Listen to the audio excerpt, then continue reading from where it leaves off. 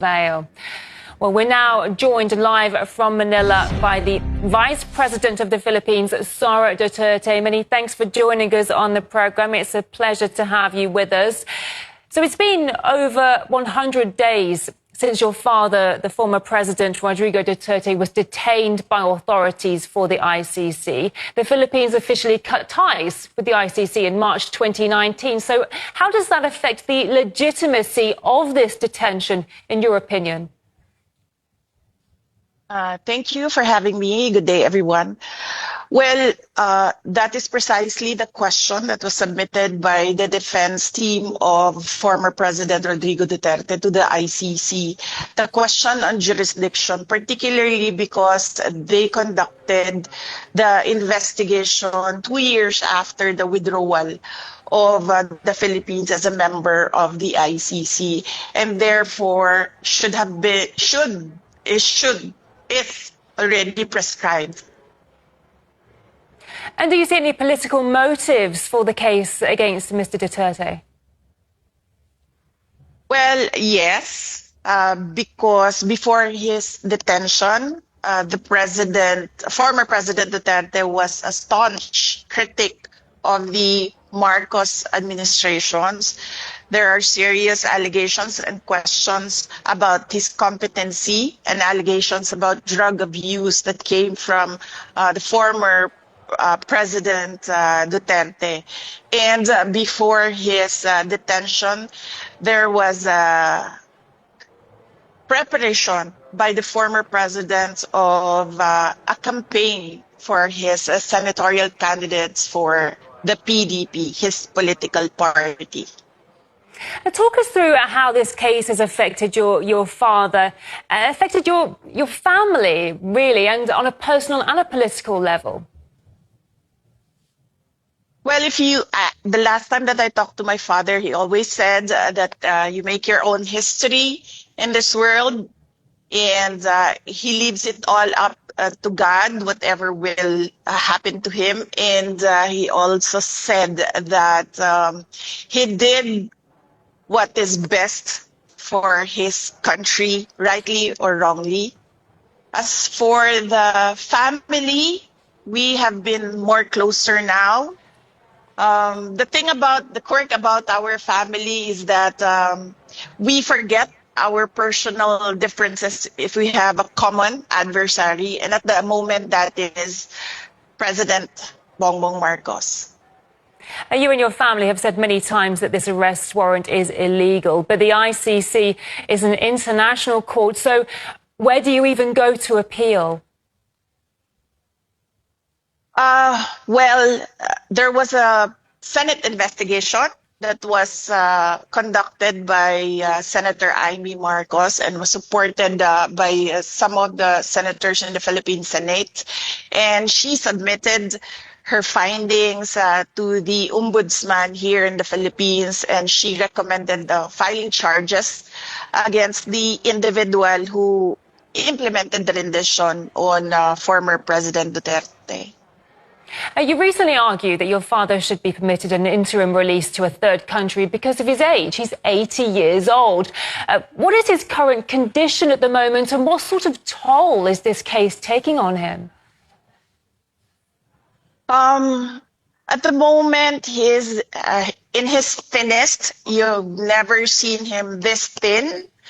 I've seen him from pictures when he was single, and that was the thinnest that I've seen him. And this is about the same at that time. I lost so much weight, and he has a problem with the cold and the weather in The Hague. And then he has of course, he has no appetite because the way that the food is cooked is not really the same as traditional Filipino dishes. And of course, there is that longing to be with familiar faces, family and friends. So there are certain days that it's a good day, and there are certain days that it's a bad day. So, yes. The ICC, let's talk about the charges against him now. The ICC detained your father on charges that he was responsible for crimes against his people, but it seems he remains deeply popular during this time. He's been elected as mayor of the city of Davao. So clearly some Filipinos still support him. What does that say about the ICC's continued detention of him, in your opinion?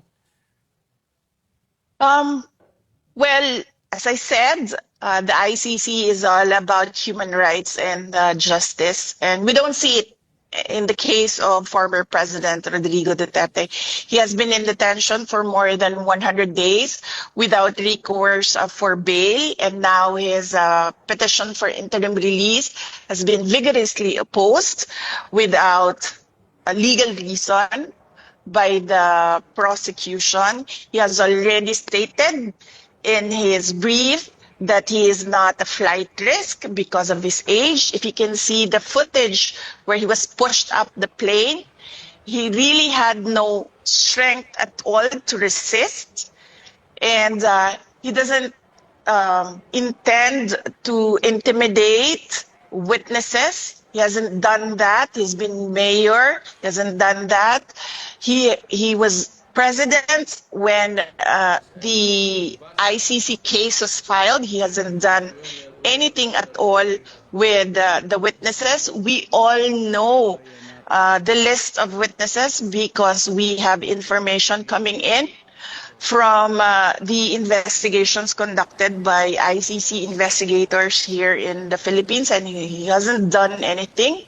For the past 2 years, we've been telling him to prepare for the ICC case, but he said that it's all crap, it's nothing. And clearly, when we heard the charges, we found out that it's really nothing. It's 43 counts of murder. That's not even close to crimes against humanity. It must be an incredibly stressful time for you and your family. What message would you send to Filipinos around the world who continue to support your father? Yes.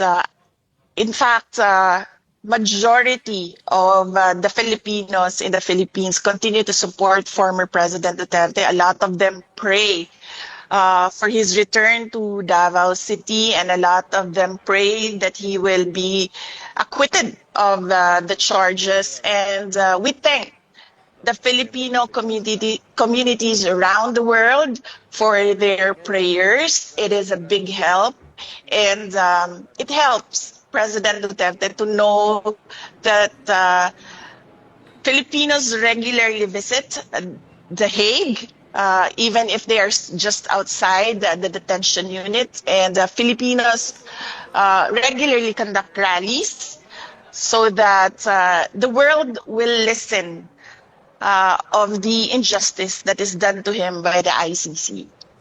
And indeed, you have your own concerns currently with an impeachment process against you in the Philippines. You say it's politically motivated.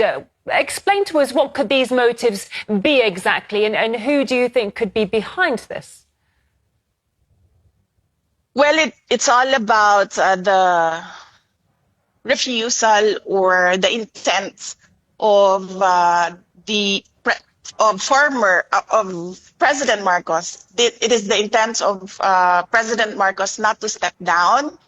He wants to perpetuate himself or his family in power. It is clear from the moves of his administration against political opponents. And in fact, one of his relatives, and this is a personal knowledge of mine, has expressed that he wants to run for president. This all started with the People's Initiative, wherein they wanted to amend the Constitution to shift into a parliamentary form of government where the Prime Minister is not voted by popular choice. When they failed in this, they started the impeachment. And clearly, evidence shows that the members of the House of Representatives, and many of them who signed, did not read the articles of impeachment. And one particular member of the House of Representatives already said publicly that there was money in exchange for the signatures in the articles of impeachment.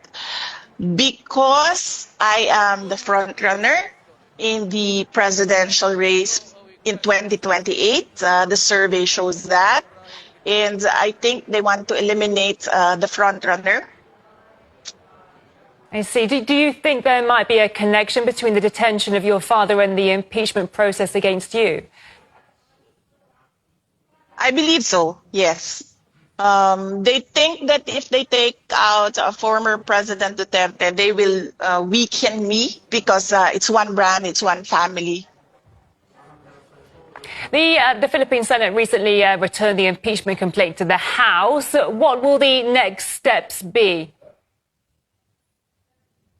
Well, I do not know with the Senate what will be their next steps. They required us to submit an answer to the articles of impeachment, and we did that. We submitted it the other day, and we're waiting for instructions from the Senate on what to do next.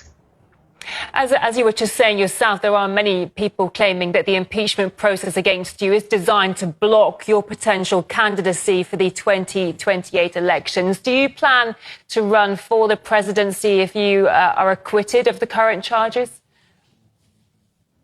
I have not planned anything for the presidential race of 2028. Some supporters have given me a deadline of the fourth quarter of the year 2026. So that is when I will decide if I will run for president on 2028. Your approval ratings are currently, reached 59% in March. What sort of public support have you received since then? Do you have a feeling that a majority of the Filipino people stand behind you? Well, I do not know. I don't have the numbers. I don't have the surveys. But I am comforted by the fact that wherever I go, people express their support and their prayers for former President Duterte. If we can just touch upon geopolitics for a moment, because the US often interferes in disputes between the Philippines and China in the South China Sea. I'd like to ask, what's your opinion on Washington's role in the region? Well, for the Philippines, our constitution clearly states that we should have an independent foreign policy. So our relationship with the U.S. and our relationship with China should be two separate engagements, and we should not lean towards the U.S. for our problems with China, particularly our issues in the West Philippine Sea.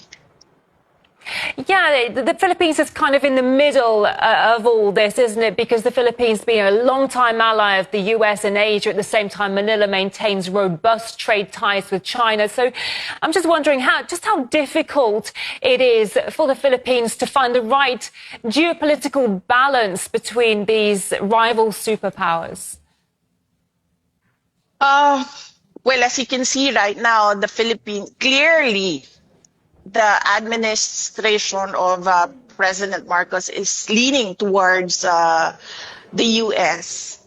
and is alienating China. And I really believe, and I've been asking for his explanation on where is the independent foreign policy of the Philippines currently. And I believe that the Philippines should not be involved in the cooperation and competition at the same time of the US and China, being a middle power in the game of